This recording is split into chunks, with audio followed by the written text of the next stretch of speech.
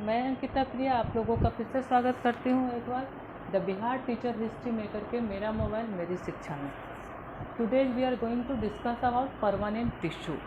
पिछले क्लास में हम लोगों ने पादप ऊतक के बारे में थोड़ा बहुत पढ़ा था, जिसमें हम लोगों ने पढ़ा था कि पादप ऊतक को कोशिकाओं में विभाजन की क्षमता के आधार पर दो भाग में बांटते हैं, मेरिस्टेमेटिक टिश्यू और परमानेंट टिश्यू। जिन कोशिकाओं में वैसे ऊतक जो उस तरह की कोशिकाओं से बने होते हैं जिनमें विभाजन की क्षमता होती है, मेरिस्टेमेटिक टिश्यू कहलाते हैं। और वैसे ऊतक जो वैसी कोशिकाओं से बने होते हैं जिनमें विभाजन की क्षमता नहीं होती, परमानेंट टिश्यू कहलाते हैं। ठीक है, तो अगर विभाजन की क्षमता नहीं होती है तो इनकी संख्या कैसे बढ़ती है, क्योंकि पेट तो इतना से इतना बड़ा होता है, तो ये कहीं से तो पूर्ति होती होगी। तो क्या होता है कि मेरिस्टेमेटिक टिश्यू ही जब पूर्ण वयस्क होती है, क्योंकि हमने पिछले क्लास में पढ़ा था कि अल्प वयस्क होती हैं, पूरी तरह से वयस्क नहीं होती, तो जब ये पूर्ण वयस्क होती हैं और पूरी तरह से वृद्धि कर लेता है तो आगे चल करके वो परमानेंट टिश्यू का निर्माण करते हैं। यानी कि परमानेंट टिश्यू का निर्माण किससे हुआ? मेरिस्टेमेटिक टिश्यू से ही हुआ है। ठीक है, अब हम लोग परमानेंट टिश्यू को तीन भाग में बांटते हैं, simple permanent tissue, complex permanent tissue और स्पेशल या सिक्रेटरी परमानेंट टिश्यू।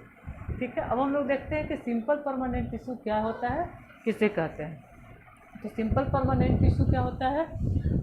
तो पहले तो हुआ कि ये ऐसी कोशिकाओं से बना होता है जिनमें विभाजन की क्षमता नहीं होती। अब आगे एक एक करके हम लोग इसके कैरेक्टरिस्टिक को, इन तीनों का अध्ययन करेंगे तो खुद ही दिखेगा। इसको हम लोगों ने तीन भाग में बांटा। सिंपल परमानेंट टिश्यू को कितने भाग में बांटा? तीन भाग में बांटा। कौन कौन सा? Parenchyma, collenchyma, sclerenchyma. आज हम लोग पैरेन्काइमा को देखेंगे। Today's we are going to discuss about parenchyma कि पैरेन्काइमा क्या होता है। तो पैरेन्काइमा जिन कोशिकाओं से बना होता है वो जीवित कोशिकाएं होती है। इसका नाम तो मृदुतक है, ठीक है, लेकिन ये क्या होता है? लिविंग सेल्स, जीवित कोशिकाओं से बना होता है। जैसे ही कोई कोशिका जीवित होगी तो उसमें साइटोप्लाज्म होगा। तो पैरेन्काइमा जीवित कोशिकाओं से बनी होती है। इनमें साइटोप्लाज्म होता है, न्यूक्लियस होता है, एक लार्ज साइज वैक्यूल होता है, ठीक है। पैरेन्काइमा में क्या क्या हो गया? ये लिविंग कोशिकाओं से, जीवित कोशिकाओं से बना होता है। जैसे ही जीवित कोशिका होगा तो साइटोप्लाज्म भी होगा, न्यूक्लियस भी होता है, एक लार्ज साइज वैक्यूल भी होता है। ठीक है, और क्या होता है इसमें?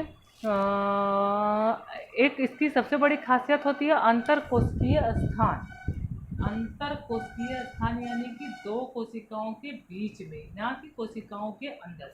इससे हम लोग एक उदाहरण द्वारा समझ सकते हैं कि अगर समाज में किसी एक जाति का लड़का या लड़की दूसरी जाति के लड़का या लड़की से शादी विवाह कर लेते हैं, तो हम लोग बोलचाल की भाषा में बोलते हैं कि उसने इंटरकास्ट मैरिज किया, इंटरकास्ट शादी किया, यानी कि अपनी जाति से बाहर जाके किया। ठीक उसी तरह से इंटरसेलुलर स्पेस मतलब क्या हुआ? कोशिकाओं के बाहर खाली जगह होता है। अगर हम इंट्रासेलुलर स्पेस बोले तो कोशिका के अंदर, ठीक है, जो कि वैक्यूल में होता है, वैक्यूल होता है। अगर हम लोग इंटरसेलुलर बोल रहे हैं मतलब कि दो कोशिकाओं के बीच में कोशिका के बाहर का स्थान इंटरसेलुलर स्पेस कहलाता है। ये इसकी खासियत है। ठीक है, तो क्या क्या हो गया? जीवित कोशिकाओं से बना होता है। इसमें एक गाढ़ा साइटोप्लाज्म होता है, केंद्रक होता है, लार्ज साइज वैक्यूल होता है, न्यूक्लियस होता है और इंटरसेलुलर स्पेस होता है। ठीक है, अंतरकोशिकीय स्थान होता है। अब ये होता कहाँ कहाँ है? ये पैरेन्काइमा होता कहाँ है? नए पत्तियों में, नए जड़ में और नए तना में। पत्तियों और नए तनों के एपिडर्मिस और कॉर्टेक्स में। अब है कि एपिडर्मिस और कॉर्टेक्स किसको कहते हैं? तो जब हम पत्तियों को काटते हैं और इसे सूक्ष्मदर्शी से देखेंगे तो ये करीब 6-7 ये लेयर में होता है।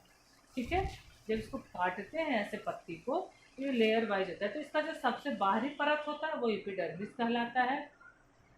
जैसे कि प्याज को अगर छीलते हैं तो उसमें बहुत सारा लेयर निकलता है, ठीक उसी तरह से पत्ते को अगर हम काटते हैं तो ये उसमें बहुत सारा लेयर होता है। तो जो सबसे ऊपरी लेयर होता है उसे एपिडर्मिस कहा जाता है, उसके बाद कॉर्टेक्स होता है। ठीक है, ये पैरेन्काइमा कहाँ होता है? पत्तियों और तना के एपिडर्मिस और कॉर्टेक्स में तथा नए निकलते हुए जड़ों में। ठीक है, अब यह देखते हैं कि इसका कार्य क्या क्या होता है। पैरेन्काइमा का कार्य क्या क्या होता है? तो पैरेन्काइमा का एक सबसे इम्पोर्टेंट कार्य है कि ये भोज्य ये जैसे सबसे पहले तो ये हो गया, पत्तियों और जड़ों का सबसे बाहरी लेयर होता है, तो ये पेड़ को सुरक्षा प्रदान करता है। पत्ती को भी सुरक्षा प्रदान कर रहा है, जड़ को भी सुरक्षा प्रदान कर रहा है, तना को भी सुरक्षा प्रदान कर रहा है। ठीक है। दूसरा इंपॉर्टेंट कार्य होता है कि ये पत्तियों के चूंकि सबसे बाहरी लेयर में होता है, और पत्ती में जो भोज्य पदार्थ का संचयन होता है स्टार्च के रूप में, वो यही होता है पैरेन्काइमा में। ठीक है। इसका एक और इम्पॉर्टेंट काम होता है उत्सर्जित पदार्थों का संचयन। अगर लिविंग थिंग है तो उत्सर्जन की प्रक्रिया भी होगी, तो कुछ उत्सर्जित पदार्थ भी होंगे।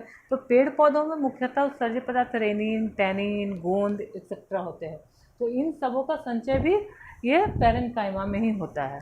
ठीक है। नेक्स्ट है कि पार्श्व चालन में सहायक होता है। पार्श्व चालन मतलब लेटरल, ऐसे इस तरह की दिशा में, जैसे ये पेड़ है तो ये ऐसे ऐसे वाला चालन, ऐसे नहीं, हॉरिजेंटल नहीं, पार्श्व, ऐसे लेटरल।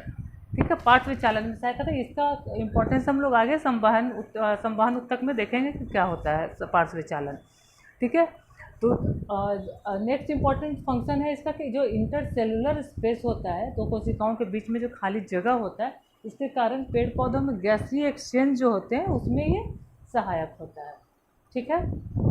तो पैरेन्काइमा का फंक्शन एक बार फिर से हम लोग देख लेते हैं कि क्या क्या होता है। एपिडर्मिस और कॉर्टेक्स में होने के कारण यह पेड़ पौधों को सुरक्षा प्रदान करता है। दूसरा, इसमें भोज्य पदार्थ का संचयन होता है, भोज्य पदार्थों का संचयन होता है। तीसरा, उत्सर्जित पदार्थों का संचयन होता है। चौथा, गैसीय एक्सचेंज में सहायक होता है। तो इसी के साथ मिलती हूँ मैं आपसे अगले वीडियो में।